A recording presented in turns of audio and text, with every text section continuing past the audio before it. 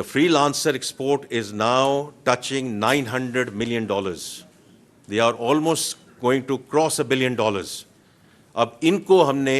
कल भी planning minister साहब ने जो जिक्र किया, जो ह्यूमन डेवलपमेंट की सारी बात हुई, if we upskill and reskill them, यही बच्चे और बच्चियां जो आज $10 और $12 पे कोडिंग कर रहे हैं, तो अगर हम इनको ब्लॉकचेन में और इसमें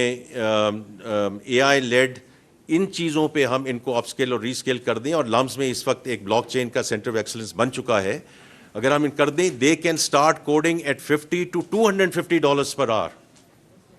ये इनके लिए, बच्चे और बच्चियों के लिए भी ज़बरदस्त, and for the country, can you imagine कि if they are coding at this level and if they go to that delta, किस किस्म की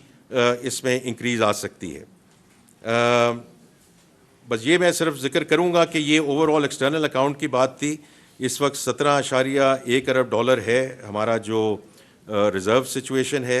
और जैसे गवर्नर स्टेट बैंक ने भी कहा, हम बहुत पुरुमीद हैं कि इंशाल्लाह $18 बिलियन हम टच करेंगे end of June, which will take us to 3 months of import cover, which is an internationally recognized standard, and this should then allow us for further upgrades inshallah during the course of next year.